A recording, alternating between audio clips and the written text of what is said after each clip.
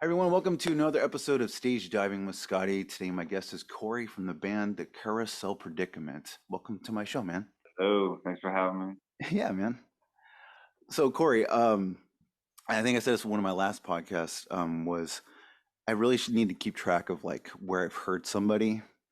And I think I caught you on a playlist or a tag from like house parties or someone like that and gave you a Okay. tumble. And I was like, okay, I like this a lot. This is very like a mix of, for me, a mix of like Dashboard Confessional meets, um, I don't know, like some sort of like, new school emo kind of a feel and a very acoustic feel, which I kind of like, because some bands where they'll do all acoustic and no electric, and you kind of do a little bit of mixture of both, and you hit Yeah, it, man. Your harmonies are fantastic and your songs are great. So I thank just you. want to compliment you on that.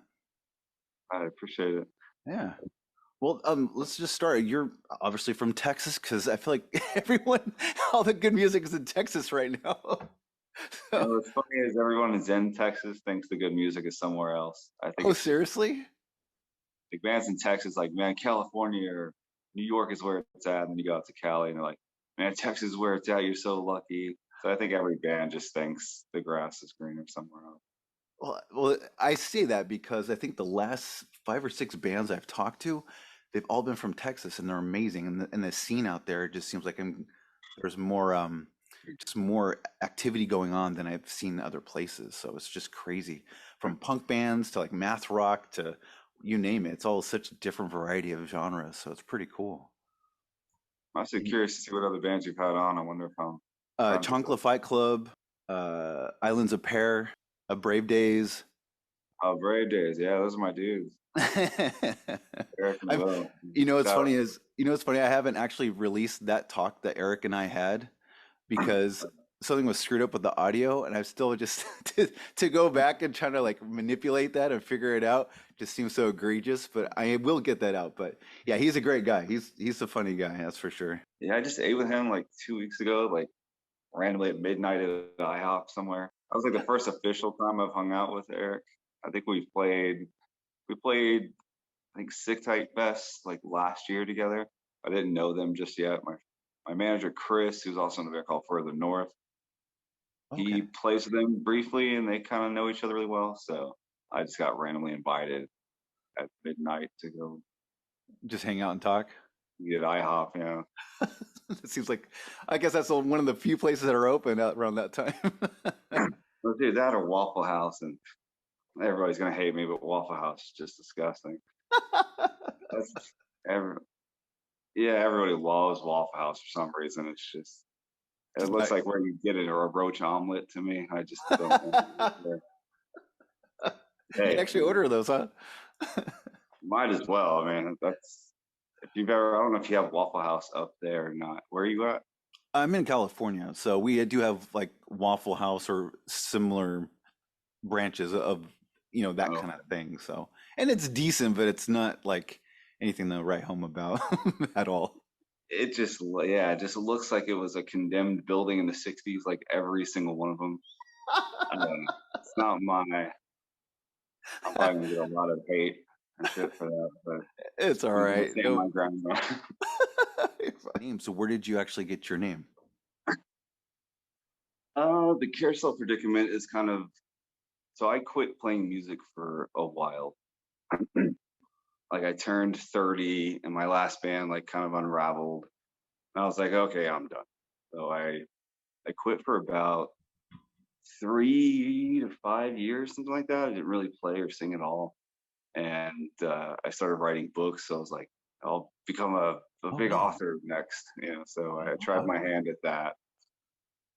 It was cool, but it just wasn't what I actually wanted to be doing. I think deep down I wanted to do music. I just was due for a break. Yeah, yeah. And then, but basically, long story short, the Carousel Predicament was basically about feeling like I was going in circles, like up and down, not really going anywhere. Mhm. So the Carousel Predicament was kind of like, do I stay on this ride or do I actually get off and go find the ride I actually wanted to be doing, which is music? Oh, wow. That's kind of where the band idea came from. I love that. That's cool. I even like I think I wonder if that does that entail with the cover of like some of your singles that the what leads the brain or the heart or the brain, which one do I choose? Do I choose my heart? Do I choose what, my mind's telling me? Was that kind of Yeah, sort of similar? yeah, it was totally like the direction of that specific like first EP. We're still actually working on the new EP art. It's not even done yet. We're like scrambling to try to figure that out because I'm on a new label from the last EP. Like the last EP was through Palm Mute, and this new one is through Common Thread Records, which is actually owned by Chris and Steve from the band Further North. Oh, okay, okay. So was it actually EP out, or were they just, as at least as far as I saw, as far as Spotify, each was just a single. So is that going to be released as an EP, or is it already released and I just didn't see it? Um, yeah, we did release it all. I recorded all 5 songs at once on that first EP, Life and Lessons. But yeah, we did release it as singles. Okay. Will it ever be released as an official thing? I don't know. Actually, that's a really good question. This new EP, though, I'm recording one last song for right now with my producer Jeff Rockwell, who's done like all my whole last EP and the new one. Nice. So this new one will be a 6-song EP. When Tongue Tied is the first single off that one, which is like my newest release that just dropped. Yeah, it's great. I'm growing tired of this optimistic view. Let's try something new. Follow me, we'll throw boulders at this glass of world. Don't worry, I've got several tricks right up my sleeve. Should we fail to flee this scene, lock us up and swallow the key. I don't care if we make bail, we'll make history. And yeah, we went a lot bigger with that this second EP. Like the first EP was very acoustic, like driven. Hmm. The new EP is still the same thing. There's acoustic basically on all songs except for one. There's like a piano ballad song on this new EP, Oh, nice. like change of pace. But because I listen to like girly pop music when I'm not listening to pop punk, Yeah. no shame. But yeah, we started incorporating a lot of electric guitar, more like Tongue Tied is like you can kind of tell it's like more electric driven as opposed to something like Mr. Gray Eyes, which is like a straight up just Yeah. acoustic. So a lot more like hybrid, and we got spent a little more money on this this new EP, but we got Troy Glessner to master this one, and he's worked with like One Direction and Oh, Death Cab for wow. Cutie, like crazy big people. So it's Wow. like, and that was my producer's hookup, not mine. He's like, yeah, I'm gonna get this guy named Troy to do it. And like downplaying with this guy's work. So I looked him up and like worked with Disturbed and all these other bands. I'm like, okay, I'll take it. Like there's the extra money. Yeah, well, you definitely get what you pay for. But Jeff's great, man. Jeff Rockwell. Of course, he's worked with like Forever Sickest Kids and Around the Empire and all the big like Dallas bands in this genre. Nice. Wow. So then what was, if you don't mind me asking, what was your band, going back a little bit, what was the band that you were in before you had to kind of take a break? If you don't mind talking about it, if you don't. No, of course. Uh, okay, one of the worst band names ever, and I will. It's totally on me because I came up with this one. It's called a tragic fake, Fake. I'm spelling it because every time we told people, they're like, a tragic fate. I was like, no, fake, like Oh. Fake. And if you have to explain your band name every single time someone asks, like you've swung and missed. It took us about 5 years to figure that out. I guess we were just too stubborn. It's like, well, we were featured in alternative press under Oh, that name. nice. I Okay. was like, okay, well, it's publicized now. It's like we have to kind of stick with it. But yeah, terrible band name. So when I came up with this new one, I was like, okay, it's got to be something. But even now, people are like, it's very wordy. The Karis predicament. I was like, I just kind of, well, at least you heard, like, what the name is. Nobody's asking me to like. At least they're pronouncing it correctly. Yes, you can't really there's no messing up with that one. Yeah, I guess it is kind of wordy, but it's nice because every time they put us on a flyer, the name is so long that they have to put it on top. So it looks like Yes. we're headlining every show we play. So that kind of works out. With you saying you decided to start writing, what Mhm. writing books? What were you looking into? Was it kids books or like fiction or Like, what was your kind of style for that? Um, what's weird, I wasn't a big reader, so I was a diehard comic book fan. Oh, okay. I actually used to collect like first appearances, and I had like 50 something first appearances from like Wolverine's first signed by the author to like Hawkeye, Black Widow, Thanos, Iron Man #1. Like I had Wow. all that, and I just sold it like in the last like 4 or 5 months To pay for the mastering? for like everything. Yeah, basically like the new EP, and I just shot 2 music videos with Alex Eric, who's done work with Meet Me at the Altar Holy crap. and Real Friends. He's the guy that shot Tongue Tied, and he also shot my next single, Chemistry, which is that video is like awesome. I'm stoked to release that video. It's ridiculous. I'm Nice. dressed up as a mad scientist with a big crazy wig. It's ridiculous. Cool. But yeah, I was collecting for like right before like the whole MCU started getting big.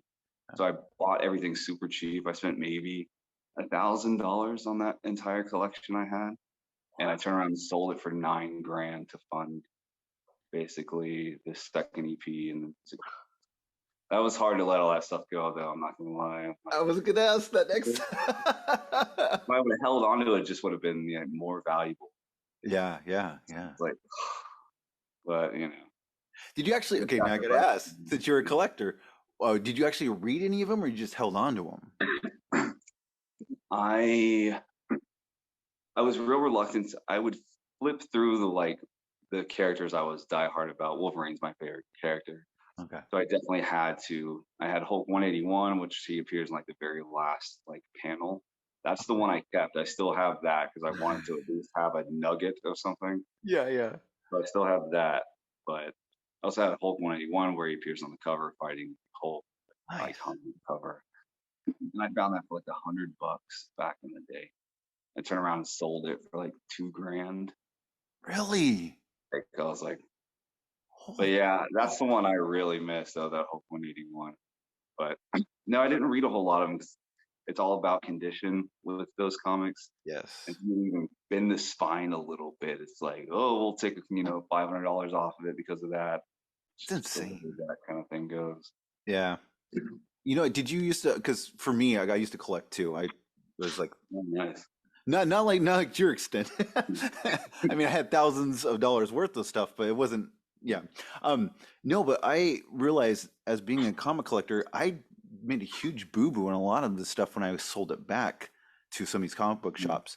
Was I don't know if you did this too, where I had them lined up in their boxes, but I had them so close and shoved together. So some of those ones that were worth something, they had that little bend, a little bit of that sort of like crease on that spine.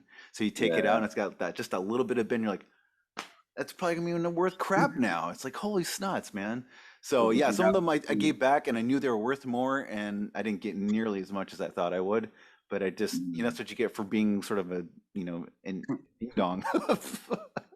But Well, did I you still have have like the one. Like cardboard back? I still have like a Saga #1 and some other Oh, ones that are pretty decent. But I got rid of so many just because, kind of you was like I needed the money for this or money for that. And it's like all they do is sit around anyways.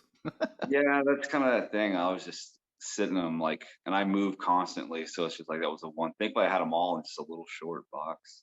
Oh, really? So it's like it's crazy. Like if anybody broke in, probably the last thing they would take. Yeah. So like every time I moved it, I'm like, I'm not putting anything else near this. I just have to like strap it down and a thing. But yeah, I had them like boarded like with the board and the bag, and then I had them in hard plastic individual sleeves as well. Yes. Yes. So I was that person. Kept it away from the sunlight. Yes. Get the temperature nice and perfect in the room and It's almost like a second job, just making sure that nothing touches those things. yeah, exactly. Yeah, I do miss that set. Eventually, I might have to go. Now I need something new to collect. You know what I mean? You get rid of all that stuff. You're just like, now what am I? Well, then, I'm sorry to go back to what that brought that. You said you were more of a comic book fan. So what did you ended up starting to write then? Was it like comic book like scripts or something like that, or was it just? Random Well, fiction? initially I started, I was like, okay, well, I love comics and I like to write, so maybe I'll write my own comic book. So I went in because my friend Corey is his name is also Corey. He's a really good artist. So I was like, well, I'll write it out, and then you can draw it out. Never really got to the drawing portion, so I realized it was kind of like I could only really complete half of the work. Yeah. I didn't like the fact that I could only come up with 50% of a Yeah. finished product. So I went through and I wrote like a whole 23-page issue. But I also didn't like the formatting of writing comics because it's a lot of like describing to the artist what to draw, not Yeah. necessarily like story driven. There's like paint this from this angle. He's looking up, and clothes are all over the floor, and this, and the dialogue is the date. Yeah. And it's like, All for that one panel. yeah, it's just like it's not like really what I had in mind. But I was sitting in a Jack in the Box like drive through. I was like, I just want, I kind of had this epiphany moment because I wasn't a big reader of like actual novels back then. Like, I just want to tell a story using just words. And then, it's like, so you want to write a book? I was like, oh yeah. I don't know. It took me so long to put that thought together, but something about the smell of French fries, I guess, triggered it for me. But Whatever works, yeah, man. I wrote that. It was like a sci-fi novel. That's basically, same kind of genre as like comic stuff. Okay. And yeah, went through. I finished a whole like 75,000 word novel. It was gonna be like the first of a trilogy. Wow. Kind of wrote a little bit of the second one, and then I finished like half of two other novels. And I was getting to that point. It's just like I enjoy it, but it's so much work. Like writing books, it's like you really have to like the way that I love music is the way you have to kind of love writing books if you're gonna pursue it Good point. professionally. Anyway. Yeah. And I'm that person that has to like I have to go all in on something. I don't want to be like, oh, I'll dabble in this and I'll dabble in that. It's just like I need to go like full steam ahead on something rather than trying to kind of force out books. So, like 2020 hit, and obviously coronavirus and all that kind of put the world on pause. But I was fortunate enough that I had like some money in savings, about 5 grand. I was like, I was gonna end up. I was like, well, I could go like upgrade my car because I'm a car guy. Okay. It's like I could go get a GT, or I could invest in some solid recordings. And then it was honestly like the last EP was going to be like just a swan song kind of, I'll do this just so I can end it on a positive note, just have something to, kind of look back on. And I called up Jeff just because, like, in Dallas, Jeff is the dude for this genre. And I hit him up on Messenger. I was like, let me do this before I go out and buy a car because that's how impulsive I am. Hmm. I hit him up and he hit me right back. And I was like, yeah, this is what I want to do. I don't know if it's in my budget because I don't know what he was charging.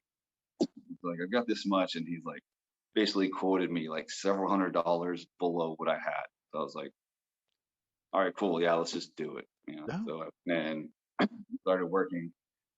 And that's the first EP, which has like Fate as a Con Artist and Mr. Gray Eyes and Metaphorically Speaking, like 2 other songs. We recorded that and I just kind of thought that was going to be the end of it. And then Jeff, after like he sent me the masters, contacted me a couple weeks later. He's like, hey, I know this guy named Jared Adloff. He has got like a local label here in Dallas called Palm Mute Records. And I had never been like I've been pursuing music since I was 12. And the thought of any label whatsoever, even wanting to be affiliated, was like, yeah, yeah. exactly. So I was like, I've never heard of this label, but it's a label. Yeah. I was like, awesome. So he's like, he ends up like calling up this dude Jared, who's now a friend of mine, obviously, and he's like, yes, we'll go up and we'll have dinner, with him, the owner of this label, Palm Mute, and then I'll be there too. And it's like it was just me because it was a solo project at the time.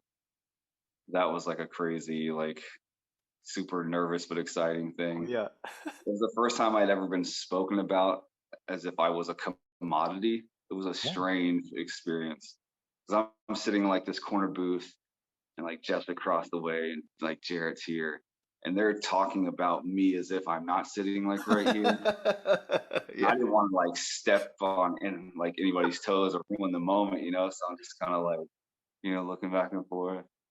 But no, it was cool, you know. And we ended up kind of linking up with Jarrett, and he released, you know, the first EP, and then through him, that's how I kind of met Further North. We all played a show, like a Palm Beach showcase at Gas Monkey. Well, I guess it's called Amplified now here in Dallas. Pretty big Oh, venue. okay.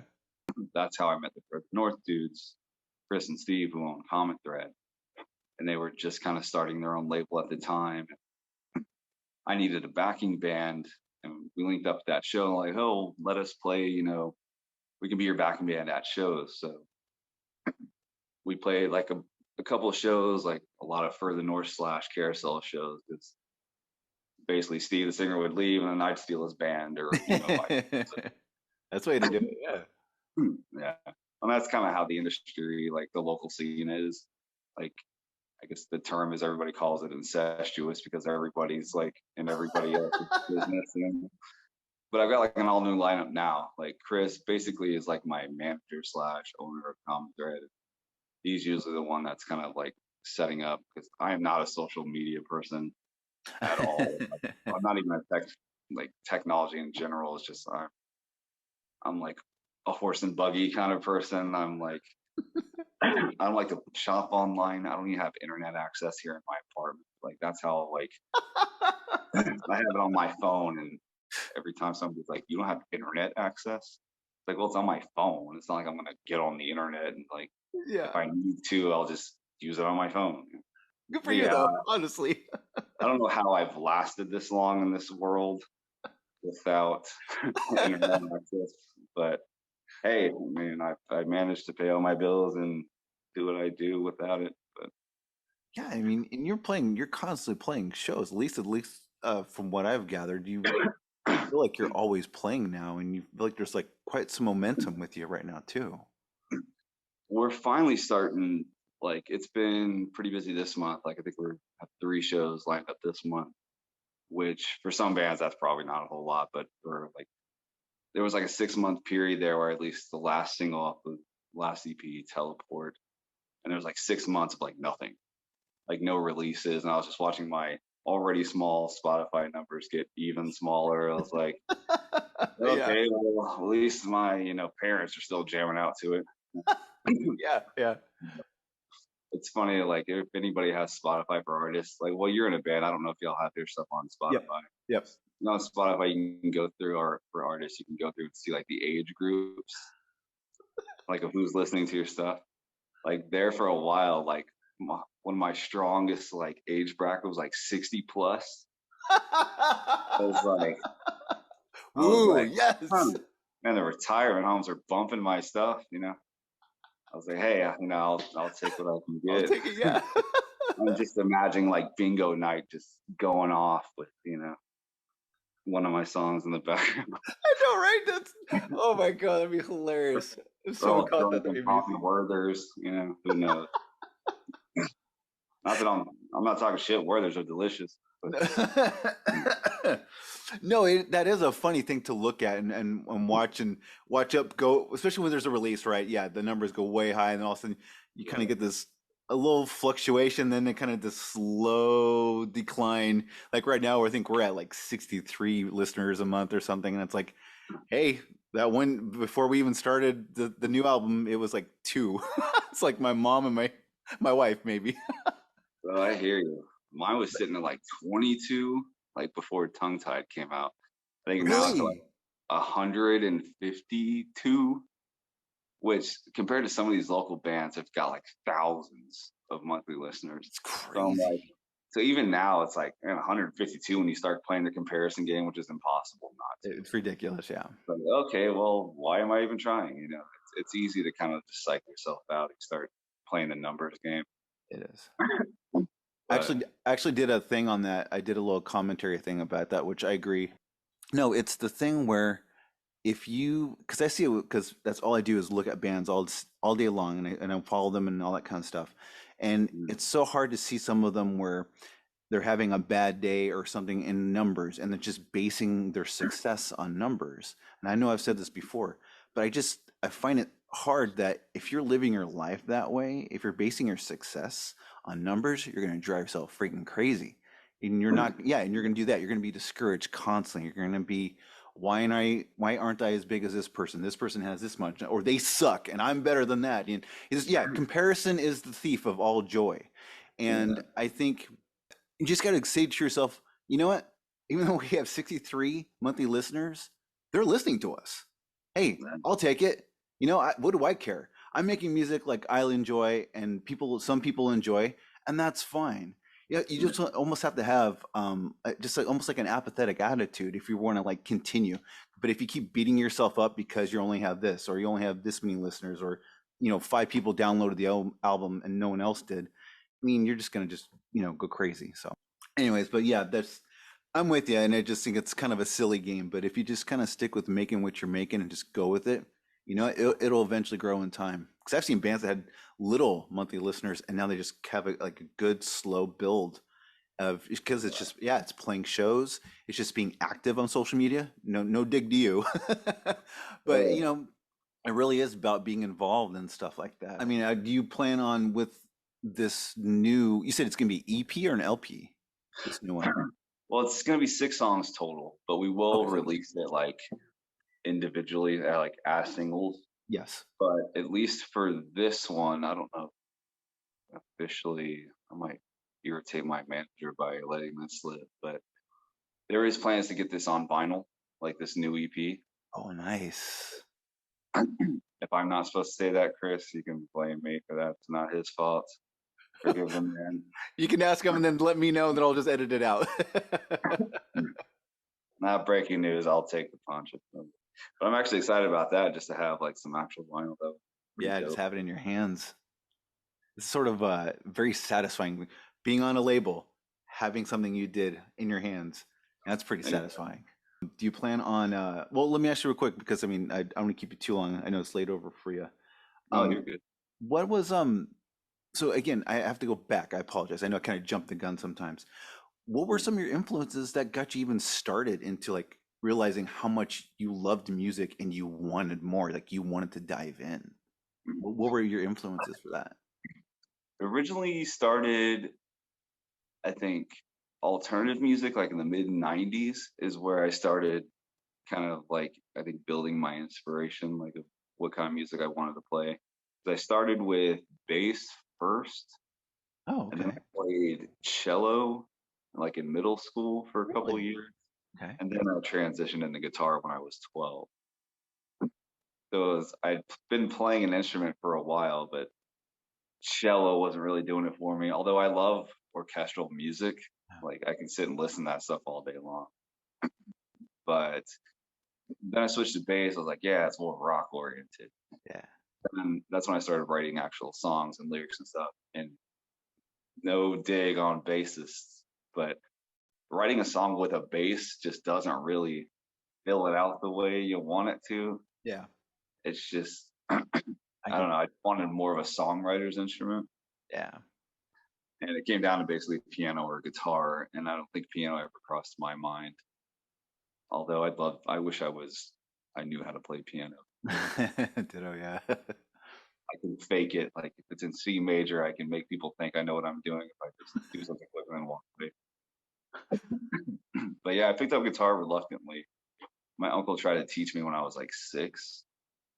And of course, at 6, all you want to do is kind of pick your nose and drink juice. Yeah. But yeah, I'm not about this life. So I was reluctant because I was like, well, I hated it when I was 6, so I'm probably going to hate it now. But Yeah. thankfully, I went ahead and ended up kind of pulling trigger on guitar. But I sucked. Like when you first start, that first year, it's just like making the worst noise that thing Yeah. can make.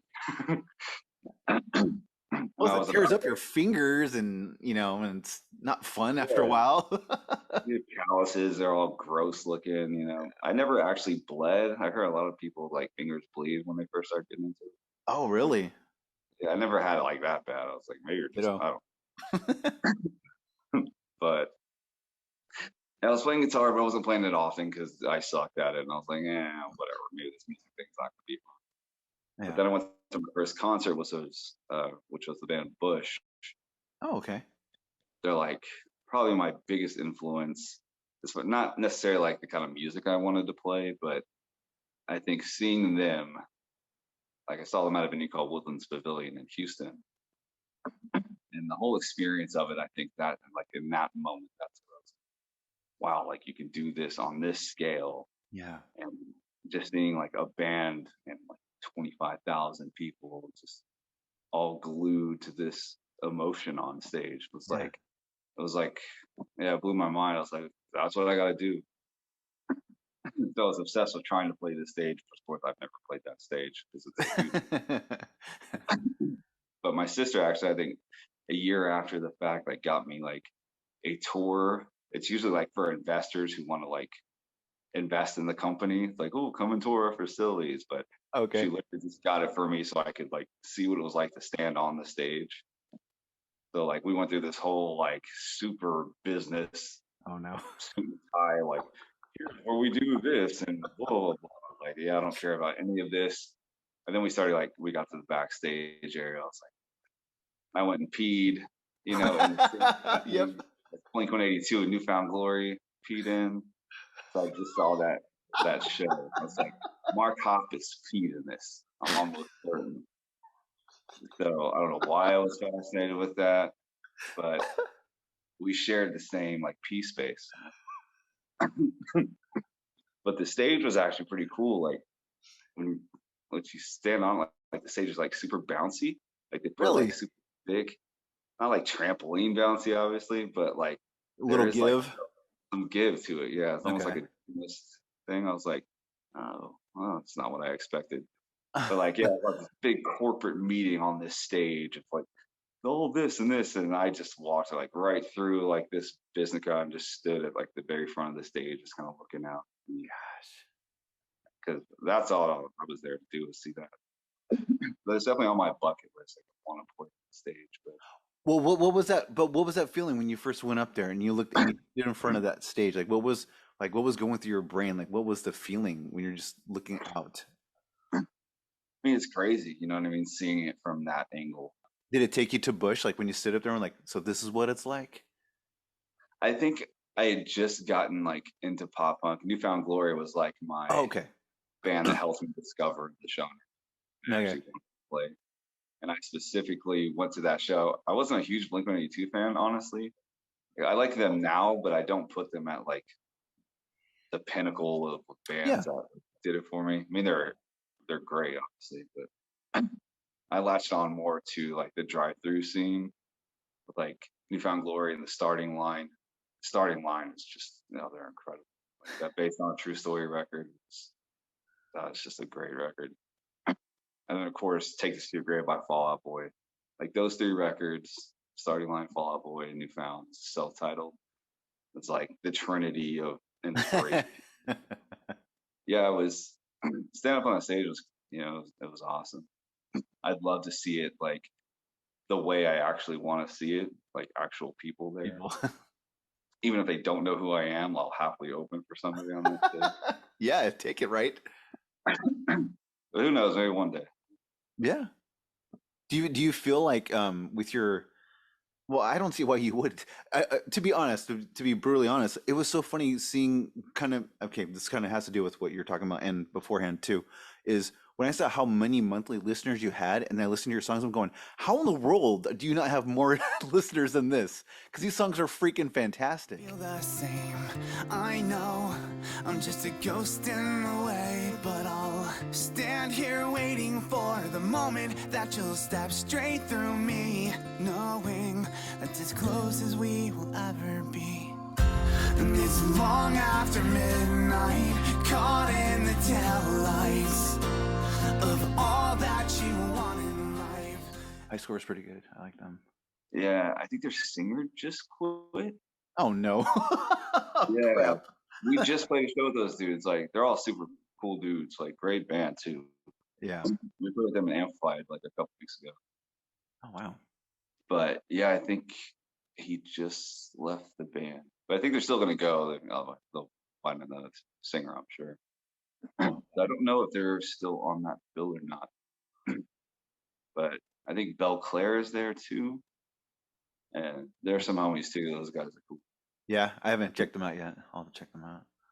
They don't But have any recordings up yet. It's like, bro, how do y'all not have recordings? If they're finally dropping the first single coming up, but like I kept looking for them. I was like, does this band exist? Do I imagine this band?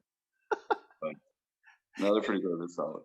it's pretty frustrating when, yeah, when you hear about these bands are playing and you look them up and there's nothing recorded on them. You're like, ah, crap. Or if they do, it's like a super bad live recording of them and you're like on someone's phone, you're like, oh, come on. Just a little something better than that, please. But I mean, What's funny is like when you start getting into like bands, the typical listener perspective, it's like, oh, I heard this song. Let me go watch the music video they most certainly will have, or the professional recording that they most certainly will have. yeah. Then when you're on this side of it, you're like, I've been playing music like for so long, but I'm just now in the past like 2 years started filming music videos. Mhm. Like I've done 4 now. The first 2 were like super low budget, like DIY kind of stuff. Yeah. And then these last 2 with Alex Zarek, he comes in with like drones, like Oh all boy. this like crazy stuff. I was like, oh, okay, that was kind of nerve wracking. But thankfully, him and his lighting guys, his name's Brian, like super cool dudes, and he'll probably end up coming out and shooting like the 3rd single as well, Nice. whenever that's gonna happen. Was That's it kind of how nerve-wracking? long. Yeah, yeah. Was it just, well, was it nerve-wracking just because you've never done anything so kind of quote unquote professional like a music video, like a professional music video? I think it was mostly because I knew because Alex, the director, he works for Mutant League Records as well. So I think knowing that he's affiliated with like a pretty known label, on top of the fact that he's done a lot of work with Real Friends, Okay. who's obviously signed to Pure Noise, and that band's amazing. Their old singer Dan, like he's very like Kenny Vasoli style vocals from the starting line, but they just got the new singer Cody, who's honestly he's great too. I haven't So checked I it. know like that he's worked with those dudes, so it's like this guy works with like Real Friends and Belmont, Meet Me at the Altar, like Fueled by Rock bands. Like, and then I'm coming in here like with my acoustic guitar, you know what I mean? You just don't, I don't know. It's just one of those things. I'm also very self-deprecating. Like I I couldn't just tell. assume always been that way. It's like, Ditto. I'm terrible, right? That's just the way I approach it. But no, they were super cool dudes. So I'm getting used to the kind of music video thing, which is kind of cool. I never really thought I'd get to that point to shoot an actual video. Touring hopefully is next on a very small scale. I think we're trying to get together some Texas dates to start, like Houston, Austin, Dallas, obviously. Nice. And But then yeah, I mean, a if little it goes out outside to me that. to have just tour full time, that would be amazing. Yeah. Do you do no with sorry to kind of again kind of going back again when you were doing acoustic and decided to go a little more electric or even just playing shows and whatnot, when did you kind of like, okay, I think I really need like a band? Honestly, I would prefer a band on stage. I'm not a very look at me person, honestly.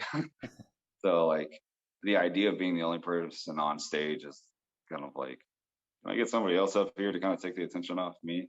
Yeah, yeah. But the very first show I played was actually at Gas Monkey on their big stage, like outdoor stage. And I just recently saw Newfound Glory play that same stage. Oh wow. So Newfound's like the one band I'll always go see when they're in town, like Nice. regardless of the circumstance. Yeah. But sitting up there on this massive stage with just me and a little acoustic amp, I was like, oh, it was very like I felt very unqualified to be up there. Yeah. But I think it was apparent at that show. It's like these songs are just meant to be full band songs. I mean, they're all like acoustic, like it's a primary instrument, but like there's a lot of like backtracking with like ambient noise Mhm. and synth and stuff like that, and a lot of my stuff that my producer puts in there. And it just like you almost need to hear that stuff to really experience the song. Yeah. Yeah. So I just kind of lucked out, honestly, after that first show, because that's when I met the Further North dudes, and they were just we hit it off because they're super cool dudes, and they're like, "Oh, why don't you help us?" And then when they kind of figured out, because Further North is super busy, and like they're like far more active at the moment than I am. Plus, they run two of them run that label.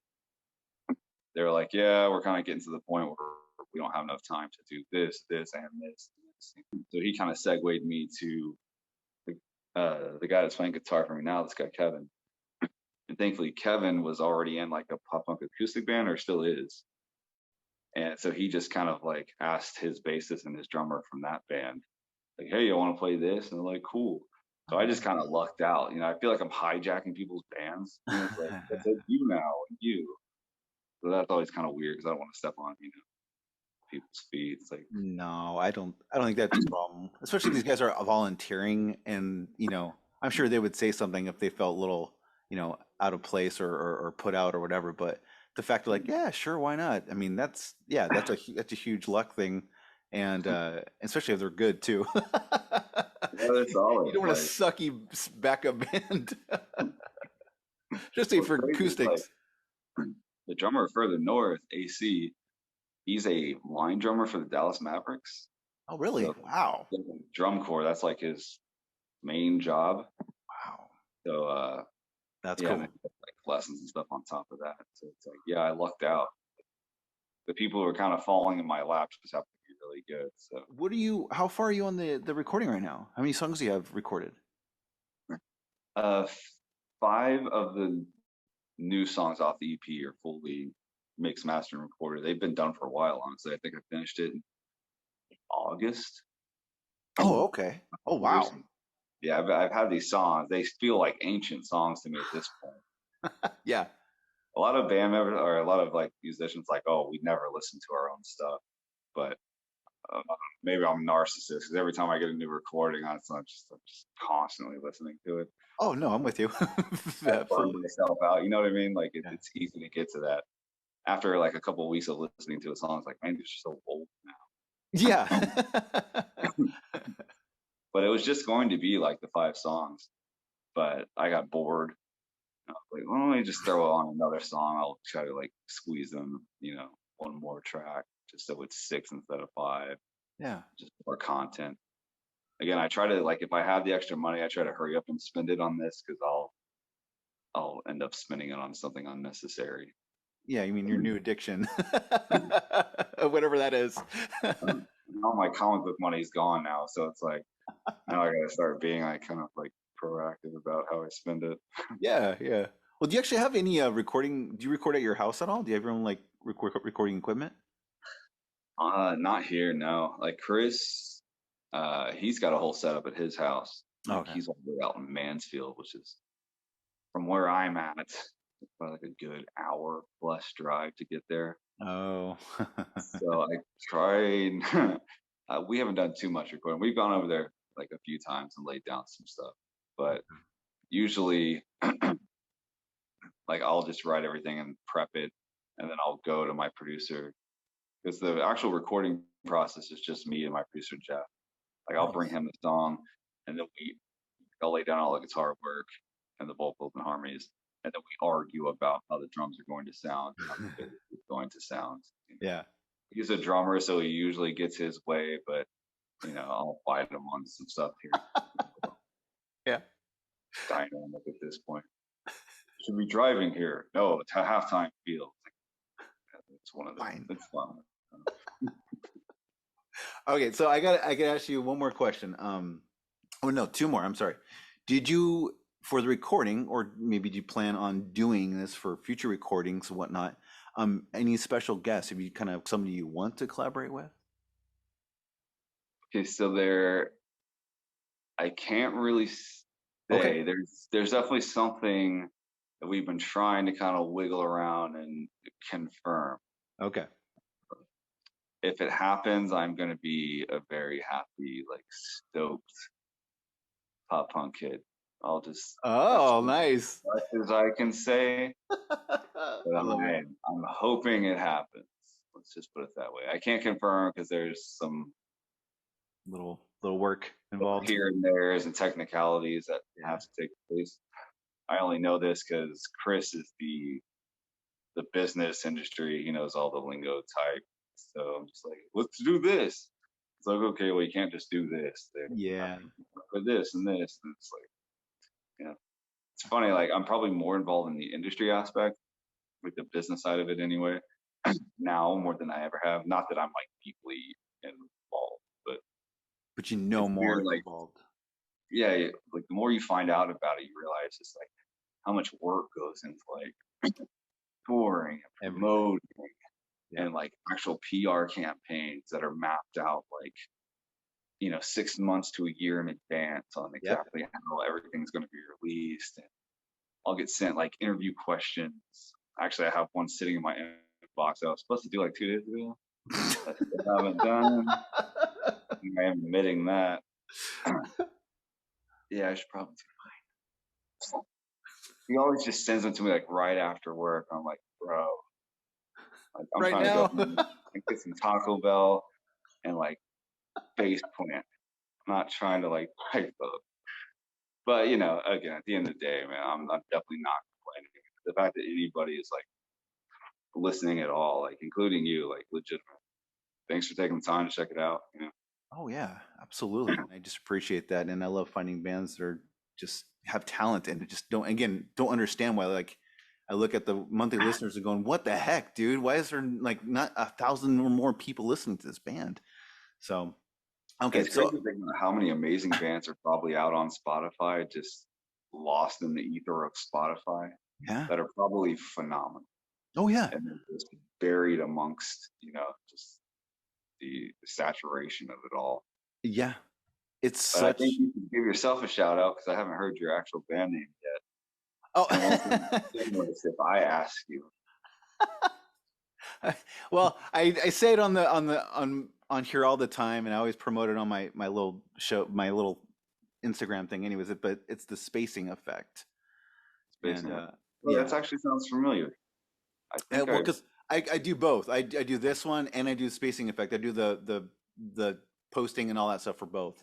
So I do from all the socials pretty much, except for like TikTok. I don't do a TikTok. So, I can't well, you're say. doing something right because I definitely have heard of Space. Hey. I probably take some pointers for you because I suck at social media. Well, I was just surprised you even responded to me. So I was thankful that you just even said, even just responded. I'm like, because you don't know how these people react. And some people are Yeah. fantastic about getting back, and some people just take forever. And some people are just like crossing your fingers and just like, okay, well, whatever it is, and I'll take what I can get, Well, again, I'm that person that just assumes everybody thinks I suck. So if anybody shows even slight interest, I'm like, really? Like, you want to listen to me and have a conversation? Like, I'm easy to please when it comes to like that kind of thing. So I'm so grateful for any kind of like, even if they Amen. want to tell me like in person, it's like, it was all right. It's like, hey, I mean, thanks for walking over here and telling me it was all right. What is, I think I kind of got a clue of what you're going to say because of some of your influences. But what album from what band would you have loved to have been in the studio with while they were recording? While they were recording. Yeah, maybe one or two bands, whoever comes over to them, comes to your brain. That's an intense question. I'm trying to think of like, 'cause I've met a lot of my heroes, Really? but I haven't. Oh, funny story. I will answer your question. Okay. But back in the day, when Fall Out Boy like first put out "Take This to Your Grave," I didn't know what they looked like. All I heard was like a blip of that song "Dead on Arrival," like Okay. track 2 on that record. But I had no idea what they looked like or anything. And then I heard in Houston, I had just moved to Dallas when I was like 18, 19. And I called up a local venue board, one night with my sister, this place called The Door that's no longer there. I was like, oh, who's playing tonight? Blah, blah. And they're like, oh, it's Alistair and, some other band, and then Fall Out Boy. I was like, oh, Fall Out Boy. I think that's that band that had that clip that sounded cool. I hadn't even heard the whole song. we'll go. I was like, cool, yeah, we'll go. And then I was looking for a band at the time. Again, I'm like 18, 19 years old. And I used to go to venues to try to work up the courage to ask other people if they wanted to be in my band, So I was there Yeah. like hunting for a band. So I'm sitting there like super antisocial, which I still am. Just kind of like hiding in the corner, trying to seek out musician types. Yeah. With this, which I probably looked like a sociopath in hindsight. But so I sit there and like, my spider sense goes off, if you will. This dude walks in with a mohawk, like kind of a shorter guy. I'm like, oh yeah, he's definitely got to be a musician, right? And he like walks like right by me, and I was kind of gonna like reach out and be like, hey, but I was like, let me hold off. I'm gonna work up the courage to like ask this dude maybe if he is a musician. I literally watched this dude walk past me and go right up onto the stage, and that person was Pete Wentz. Oh, really? Again, I had no idea what these dudes looked like, but I was like, I remember years later, and that's right before they blew up with, From Under the Cork Tree and all that, and Yeah, everybody knew who they were. There was like maybe 25, 30 people in that crowd, and they were there to see like Hollister, who was headlining. Like they were just, nobody knew who Fall Out Boy was yet. yeah. And then they like exploded. So I was like to tell people, I was like, yeah, I almost asked Pete Wentz to be in my band. Like that would have been like a giant setback for Pete Wentz if he would have said yes, obviously. Pete, I did you a favor. Oh my goodness. That I would. almost wish I would have like straight up asked him just to have that like confirmation. Yeah, right. But yeah, to get back to your question, what record would I wish I was in the studio to see? Oh, It's a tough one. It's a tough one. Question. Maybe you had a couple. I don't know. I had some guy give me a couple. He's like Radiohead and a few other ones, and it's like, yeah, I could see that. I'm trying to think of just like records that were massive me. Like, would you say Bush 16? 16 Stone would be dope because Nigel Pulsford, the guitar player, is just phenomenal. Like that dude's guitar tone is so signature. Yeah, a lot of people like to hate Bush for whatever reason. I was one of those people. Yep. But they love Nirvana. I used to. And I can't stand Nirvana. I'll be real with you. Like, and everybody's like, and Nirvana's like Bush is like Gavin Rossdale's biggest influence. Yeah. Like I'm that guy. Like Nirvana's like, get out of here. Bush, yeah, that's great. But everybody hates Bush and loves Nirvana. But yeah, 16 Stone would be great. Say It Like You Mean It. The starting line definitely be amazing to see. I'd almost feel obligated to say Blink just so I could kind of see Travis do his thing like in person, just from a studio like perspective, just to watch that dude because he's like a machine in the studio. Ridiculous. Yeah. Like I'd love to see that like up close. What's crazy that he was just hiding in Aquabats. Yeah. Yeah. Like it's just this diamond. No, not a dig on Aquabats, but crazy that like somebody like that was in like this crazy weird band Aquabats that I refuse to listen to just because they were just ridiculous. They're probably a great band. I don't know. Now I have to go listen to them or I sound like. You know what's funny? The only song I remember for Aquabats was Pinch and Roll. You remember that? Did you ever hear that song? Dude, I don't even know that. You know more than I do. It's about grabbing your nuts and itching them like that. The moment you said that, I was like, yeah, that is a solid technique. I mean, that totally works. Especially if you hide in the pocket and do it. Guys know what we're talking about here. Any girls are like, what the hell are these guys talking about? Yeah, boy, this took a turn. Problems here. So yeah, so Blink and probably Bush. Yeah, and I'll throw in Paramore just because I'd love to see Haley kind of do her thing in the studio. Old Paramore.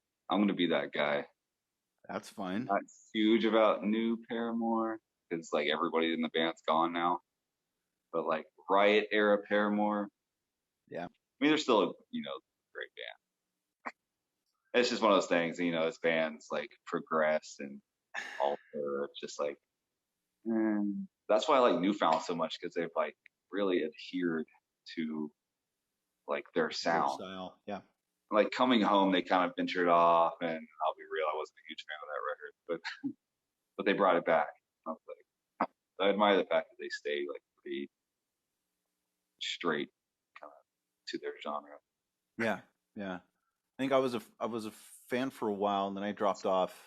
'Cause I forgot what album it was, but I feel like I don't know their names, but like the lead singer, his voice got even higher and more pitchy, and I'm like, I can't do it. I can't do Oh, it anymore.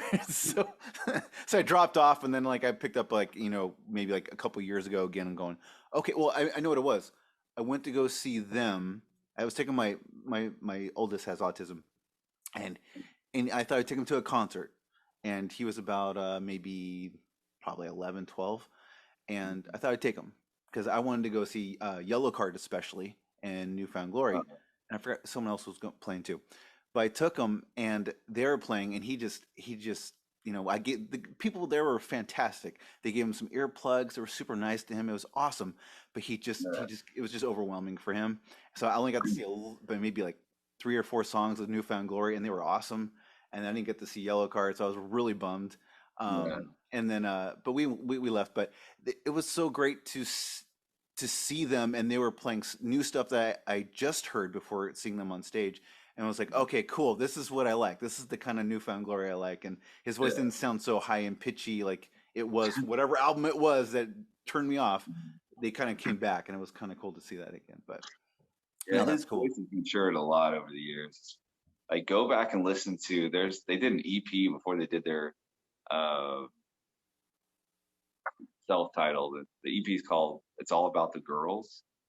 Oh, no, I And don't like think I've seen that one. super, super nasally. Like Oh, really? the recording quality is like horrible. But I had to listen to it because it was Newfound. But yeah, when you hear that, or even like Nothing Gold Can Stay, like his voice is like super nasally and kind of underdeveloped because he was super young at the time. But his voice is like, yeah, it's matured quite a bit over the past 20 something years. Well, yeah, you would hope so. And plus, I think I agree with you because I think it was the last few Christmas songs I heard. Even that, I was like, oh man, these not they were good songs, but they sounded good too. His voice didn't sound overly nasally, and they're actually pretty good, decent Christmas songs too. So I was like, oh, all right, well, good job, guys. All right, I'm back. But hey man, thank you for your time. I do appreciate it. I know it's super late for you, and I know it's been a long day. Honestly, it was great to just kind of get my mind off Monday. No, good. But sincerely, man, like I appreciate you like reaching out. Like any kind of promo helps, especially like for an act this small like Carousel. Yeah, and But that's hopefully I can maybe shoot you some exclusives like in the future. Give you some like explicit content that nobody else has. dude, that'd be great. I had that happened that twice. I had a group, a punk band named Home Plate, premiere their album on my show. We did it live. It went horribly, but but we did it because the playback. That was what's horrible is the playback wasn't playing right on the internet. Like it just sounded like horse crap. But we had fun in the meantime. This is what I do. I don't ask for anything at all. This is just to promote bands that I think are fantastic and people need to hear. So yeah, man. Why Again, aren't y'all playing live shows if you don't mind me asking? why don't we? You said you just yeah. We're just a recording band, and because of my home life, it's very difficult. And for Aaron, the other gentleman, just with his work schedule, it's just kind of hard. We've talked about maybe possibly playing like a gig here and there. We'll have to find some people that would actually play with us, and we'd have to actually practice. But we get that request quite a bit, but it really is just hard to find the time. It's mainly the reasons why. But we're talking about it. We want people to have something more than just recordings. We like to actually play and show them that we can perform. Because Aaron's been in bands, I've been in many bands. We miss the stage, we miss playing live, and especially people singing back your songs. That's the best freaking thing ever, man. So. Well, I wouldn't know. So No one's sang yeah, at you in your live gigs? if it is, it's like my dad or somebody. Like it's not like And even he's probably getting the words wrong. I'll just assume they're correct. But yeah, even like live streaming y'all set could be like a cool thing to do. That's true. Everybody's kind of into that. But where are you actually based out of?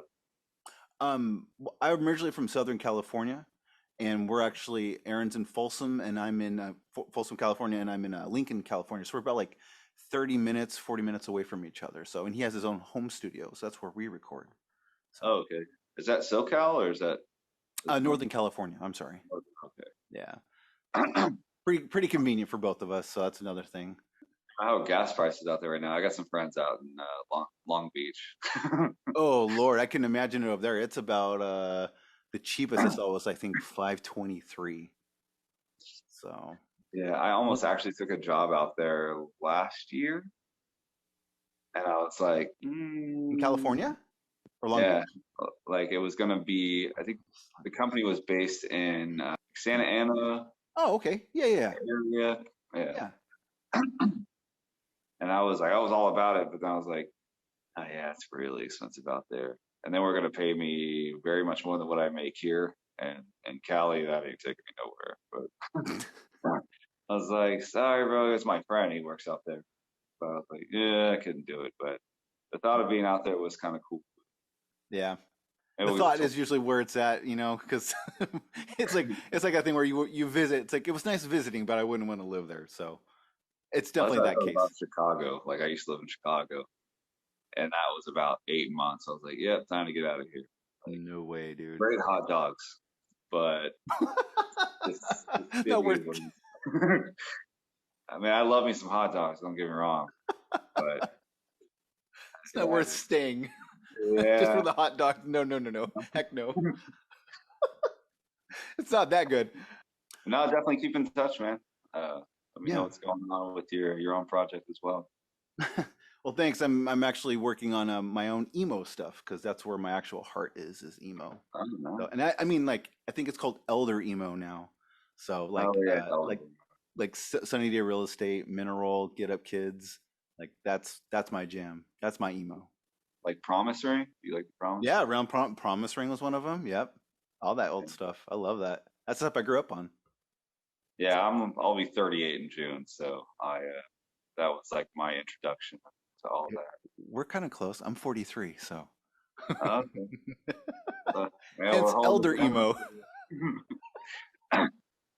All right. Man, it's creeping up. But yeah, man, it was great. Like, thanks for hitting me up. I appreciate it, man. All right, brother. Then you have a good night, and we'll keep in touch. Will do. Thanks, man. I appreciate All it. right. Thanks, Corey.